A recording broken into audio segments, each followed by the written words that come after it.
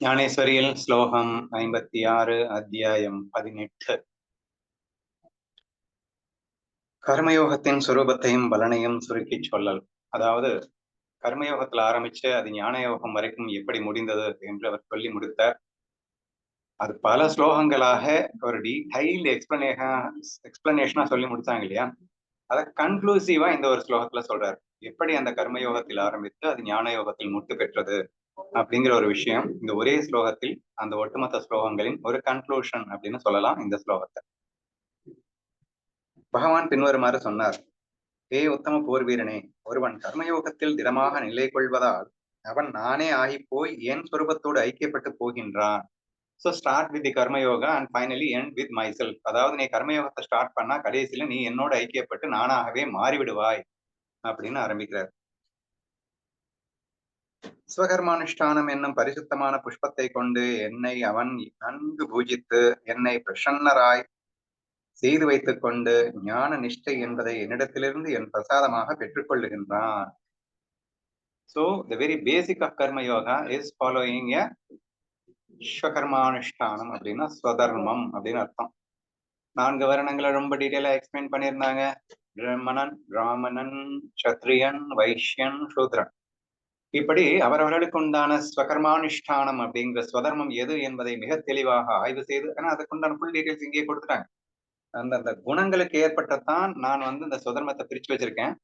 So உன்னுடைய குணங்கள் அப்படி சத்விக ராஜஸ் தமஸ் அப்படிங்கிற அந்த குணங்களின் அடிப்படையில பிரித்த அந்த ஸ்வதர்மத்தை நீ கண்டிப்பா ஃபாலோ பண்ணும். ஸோ கர்ம யோகாக்கு the first and foremost important என்னன்னா தன்னுடைய சுதர்மம் என்னன்னு கண்டுபிடிக்கிறது. கண்டுபிடிச்சிட்டு அதை பலனை எதிர்பார்க்காம பண்றது, வெறுப்பு இல்லாம பண்றது. ஸோ இந்த கர்ம யோகத்தை நீ ஸ்டார்ட் பண்ணா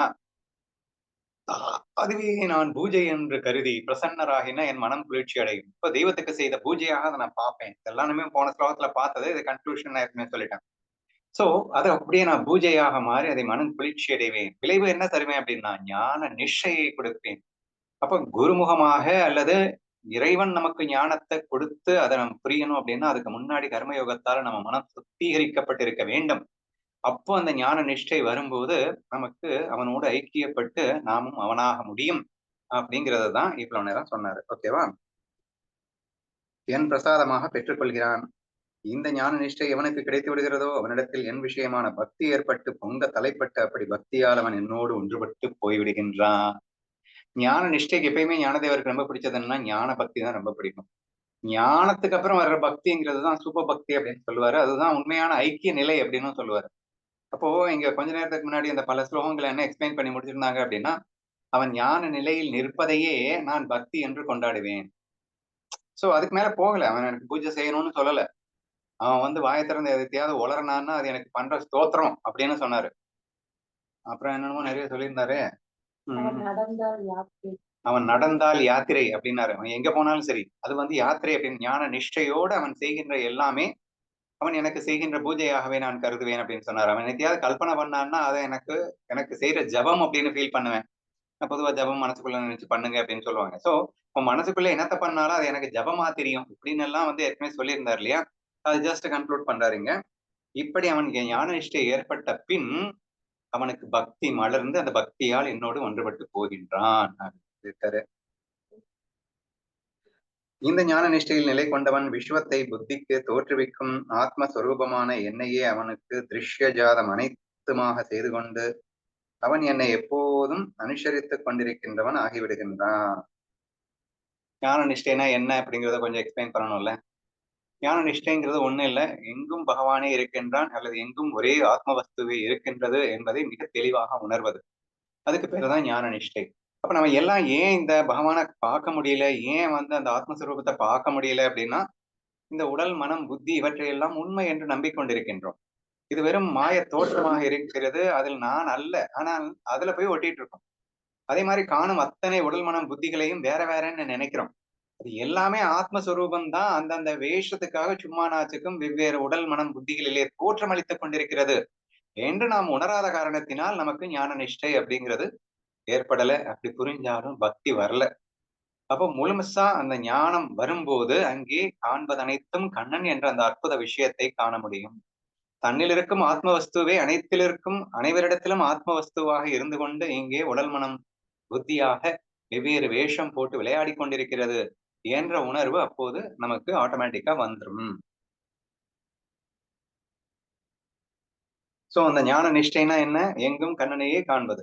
எவ்வளவு மோசமான ஒருத்தன் வேஷம் போட்டு வந்தாலும் அதுவும் கண்ணன் மாய லீலைக்காக அப்படி வேஷம் போட்டு வருகின்றான் என்று காண்பது. அப்படி காண்கின்றான்னு சொல்லியிருக்காரு.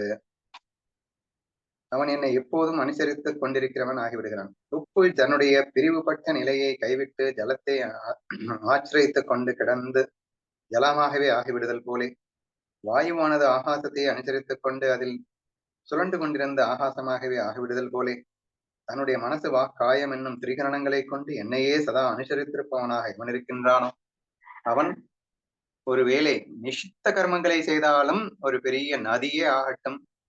அது எக்ஸாம்பிளோட சொல்லியிருக்காரு. முதல்ல இது வரைக்கும் என்ன சொன்னாருன்றது சொல்லிடுறேன். அதாவது எத்தனை எக்ஸாம்பிள்? உப்பு, ஆகாயம், காற்று. 2 எக்ஸாம்பிள் சொல்லியிருக்காரு. உப்பு தண்ணியில விழுந்துருச்சு. தண்ணியே கதின்னு விழுந்ததுக்கு அப்புறமா என்ன ஆகும்னா அது கரைஞ்சு கரைஞ்சு கடைசியில தண்ணியாவே மாறிடும். அங்க உப்பை பார்க்க முடியாது நீங்க. அப்போ உங்களுடைய உடல் மனம் மனோ காயம் அப்படின்னு சொன்னா மனசு, உடம்பு, வாக்கு அப்படின்னா பேசுறது. சோ இந்த மூன்றுமே சதா சர்வகாலமும் எங்கும் இறைவனையே கண்டு ரசித்த வண்ணம் இருந்து கொண்டிருப்பதுமே ஆனால் உப்பு தண்ணியில விழுந்த மாதிரிதான். அப்போ ஒரு காலகட்டத்துக்கு அப்புறம் என்ன ஆகும் அப்படின்னா நானும் இறைவனாக மாறிவிடுவேன் அப்படின்னு சொல்றதுக்காக இந்த உப்பு தண்ணி எக்ஸாம்பிள் ஃபர்ஸ்ட் சொன்னார். நெக்ஸ்ட் ஆகாயம், காற்று. அது ஒரு ஸ்டேஜ்ல ஆகாயமாவே மாறி போயிடும் அப்படிங்கிற மாதிரி நீ உன்னுடைய மனசு, வாக்கு, காயம் இம்மூன்றினால் எப்போதும் சதா என்னையே பார்த்து கொண்டிருப்பாயே ஆனால் நீ கண்டிப்பா நானே தான் ஆவ அப்படின்னு சொல்றதுக்கு முன்னாடி எக்ஸ்ட்ராவா நிறைய பிட்டு போடுறாரு. நீ மட்டும் சதா 3 மனோ, வாக்காயம் அனைத்தினாலும் நான் எங்கும் கண்ணனே எதிலும் கண்ணனே என்று முழுமையாக தீர்மானம் செய்துவிட்டு அந்த ஞான நிஷ்டையோடு அந்த பக்தியை செய்து கொண்டிருக்கும் பட்சத்தில் நீ என்ன பண்ணாலும் பூஜைன்னு அங்க சொன்னார்ல, அத கொஞ்சம் டிஃப்ரெண்டா எக்ஸாம்பிளோட இங்க சொல்றாரு. நீ நடந்து போனா யாத்திரை அப்படின்னாரு. நீ என்னத்தையாவது உளர்னா அது எனக்கு பண்ற ஸ்தோத்திரம். ஸ்தோத்திரம்னா புகழ் பாடுவது அப்படின்னு சொன்னாரு.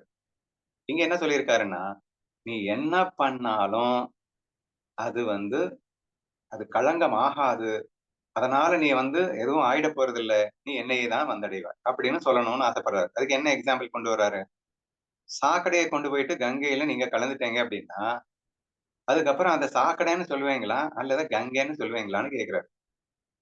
அது எவ்வளவு மோசமான சாக்கடையா இருக்கட்டும்பா, அத கங்கையில நீ கலந்ததுக்கு அப்புறம் நீ அந்த சாக்கடை தண்ணி கங்கையில இருக்கும். ஆனா அத அவன் பிரிச்சு பார்த்து இதுல சாக்கடை இருக்குன்னு சொல்லுவானா அவனாவது? எப்ப கங்கையில கலந்துருச்சோ அப்போ ஆட்டோமேட்டிக்காவே கங்கை என்றுதான் நாம் சொல்லுகின்றோம். அப்படி அவன் எப்படி வேணா இருக்கட்டும், என்ன வேணா பண்ணட்டும். எப்போது முக்குண மனோ காயமாகிய திருக்கரணங்களால் சதா சர்வகாலம் என்னையே பார்க்கின்றானோ, அப்ப ஞான நிஷ்டையோடு முழுமையான பக்தி பண்ணிவிட்டானோ, அதுக்கப்புறம் அவன் என்ன பண்ணாலும் என்னதான் அடைவான். அவன் எவ்வளவு நீங்க உங்க பார்வைக்கு வேணா அவன் பண்றதெல்லாம் தப்பு தப்பா தெரியலாம். ஆனா அவன் என்னைத்தான் அடைவான் என்று சொல்ல நினைத்து இந்த எக்ஸாம்பிள சொல்றாரு, படிக்கிறேன். ஊர்வாரி நீரால் ஏற்பட்ட ஒரு அசுத்தமான களியே ஆகட்டும், அவை இரண்டும் அதாவது நிஷித்த கர்மங்களை செய்தாலும் ஒரு பெரிய நதியே ஆகட்டும். நிஷித்த கர்மங்கள் செய்தால் அப்படின்னு சொன்னா மக்கள் மனசுல இதெல்லாம் செய்யக்கூடாதுன்னு நினைச்சிட்டு இருப்பாங்க இல்லையா, அதெல்லாம் அந்த பக்தன் செய்கின்றான். செய்யக்கூடாத கர்மங்களை அவன் செய்கின்றான்னு வச்சுக்கோங்க. அப்ப கூட அவன் என்னையே அடைவான் அப்படிங்கிறதுக்கு எக்ஸாம்பிள் ஏதோ ஒரு நதி அல்லது ஊர்வாரி நீரால் ஏற்பட்ட ஒரு அசுத்தமான களி, சாக்கடைன்னு கூட வச்சுக்கோங்க. இரண்டும் கங்கையில் விழுந்த பின் கங்கையாகவே ஆகிவிடுதல் போலே அவனுக்கு என்னுடைய சொரூப ஞானம் ஏற்பட்டு அவன் என்னுடைய சுப அசுப கர்மங்கள் அனைத்தோடும் என்னுடைய ஐக்கியப்பட்டு போகிறான். அதுக்கப்புறம் அவன் சுப கர்மங்கள் செய்கின்றான், அசுப கர்மங்கள் செய்கிறான், அதெல்லாம் டிஃபரன்ஷியே பார்க்க கூடாது. என்னோட ஐக்கியப்பட்டு போகிறான். கங்கையில கலந்ததுக்கு அப்புறம் அதுக்கு சாக்கடைன்னு யாராவது பேசுவோமா? அந்த மாதிரி அவன் என்ன பண்ணினாலும் அவன் புனிதமானவனே என்று சொல்லியிருக்கிறார். மறுபடியும் நிறைய எக்ஸாம்பிள் சொல்றாரு.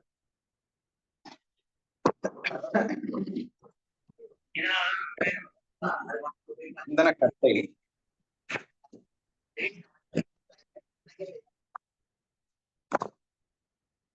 சந்தனக்கட்டை என்றும் சாமானியமான வேறு கட்டை என்றும் விவகரிக்கப்படும் ஒரு வித்தியாசம் அவை இரண்டிலும் நெருப்பு பற்றி கொள்ளாதிருக்கும் வரைக்கும் நிலை கொண்டிருப்பது போலே.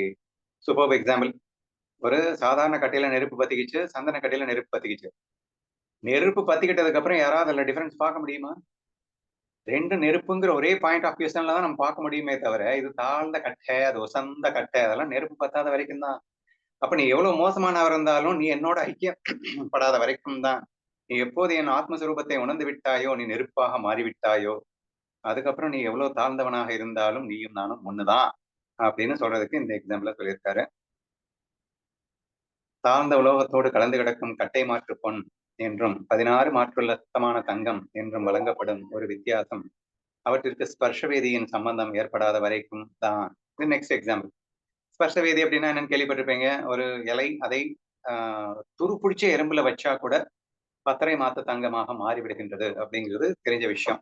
இப்போ இது வந்து கட்டை மாற்று தங்கம், இது வந்து பத்தரை மாத்து தங்கம். சோ இந்த குவாலிட்டி வேரியேஷன் எது வரைக்கும்? ஸ்பர்ஷவேதியின் சம்பந்தம் ஏற்படாத வரைக்கும் தானே. தாழ்ந்தது உசந்தது அப்படிங்கிறதெல்லாம் ஆத்மஸ்வரூபத்தின் ஸ்பரிஷம் ஏற்படாத வரைக்கும் தானே. அப்ப ஸ்பர்ஷவேதியின் ஸ்பரிஷம் ஏற்பட்ட பிறகு தங்கத்தில் பேதம் இல்லாதது போலே ஆத்மஸ்வரூபத்தின் ஸ்பரிஷம் ஏற்பட்டது பிறகு தாழ்ந்தவன் உஷர்ந்தவன் என்பதில் பேதம் ஏற்பட முடியவே முடியாது என்று இன்னொரு எக்ஸாம்பிள்ல சொல்லியிருக்காரு. ஒரு வித்தியாசம் அவற்றிற்கு சரி.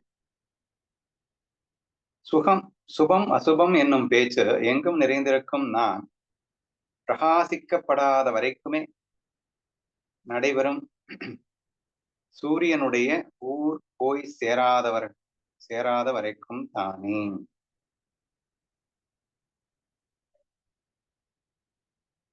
சுபம் அசுபம் அப்படிங்கிற வார்த்தையே யாருக்கு வரும் அப்படின்னா, ஆத்மஸ்வரூபத்தை ஸ்பரிசிக்காதவனுக்கு தான் வரும். எப்ப நீ ஆத்மஸ்வரூபத்தை டச் பண்ணிட்டியோ ஆட்டோமேட்டிக்கா சுபம் அசுபம்ன்ற கேள்விக்கு இடம் இல்லை. நல்லது கெட்டதுங்கிறதுக்கு இடமே இல்லப்பா. வில்லனாவே வந்தாலும் கண்ணன் வில்லன் வேஷத்தில் வருகின்றான், நல்லவன் வந்தாலும் கண்ணன் அந்த வேஷத்துல வர்றான். நீ கண்ணனை பார்த்ததுக்கு அப்புறம் அந்த வேஷத்துல என்ன வித்தியாசத்தை காண முடியும்?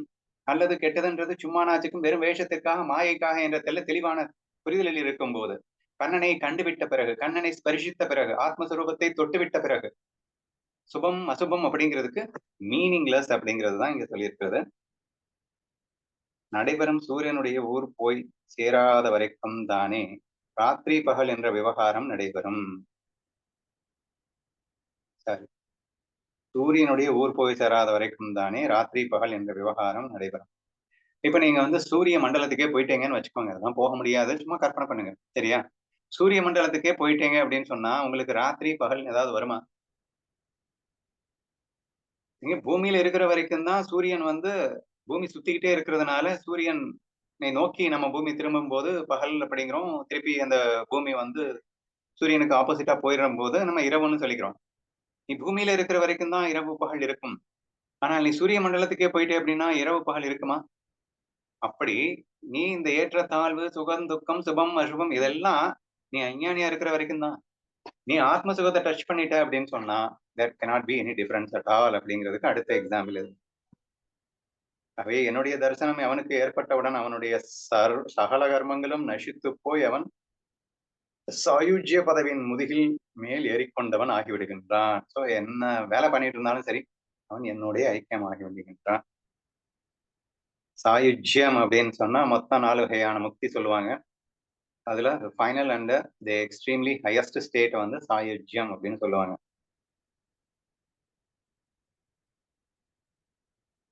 தேக்கு தேச கால மாறுபாடுகளாலாவது தானாகவே ஆவது நாசமடையாததான என்னுடைய அவிநாசியான பதவியை அவன் அடைந்து விடுகின்றான். சோ தேச காலத்தினாலாவது அல்லது தானாகவே ஆவது. பொதுவா நம்ம வந்து ஆட்டோமேட்டிக்காவே நம்ம வந்து நசிச்சுக்கிட்டு தானே இருக்கோம். இந்த உடல் அப்படின்னு நான் நினைச்சிட்டு இருக்கிறதுனால நம்ம வந்து தேஞ்சுக்கிட்டே தானே இருக்கோம். பட் நீ ஆத்மஸ்வரூபம்னு நீ முடிவு பண்ணிட்ட அப்படின்னு சொன்னா நீ தேய முடியாது. நாசம் அடையாதது அவினாஷி அப்படின்னா நாசம் அப்படிங்கிறதுக்கு ஆப்போசிட். என்னுடைய அவிநாசியான பதவியை அவன் அடைந்து விடுகிறான். அர்ஜுனா, இன்னும் வளர்த்துவதேன், ஆத்மஸ்வரூபமான என்னுடைய பிரசாதம் ஒருவனுக்கு கிடைத்து போன பின் அவன் அடையக்கூடாத லாபம் என்ன இருக்கின்றது? ஸோ ஆத்மஸ்வரூபத்தை டச் பண்ணிட்டீங்கன்னா that is end result of spirituality. அதுக்கு மேல அவனுக்கு கிடைக்காதது என்ன இருக்க போகின்றது என்று சொல்லி இந்த ஸ்லோகம் நிறைவடைகிறது.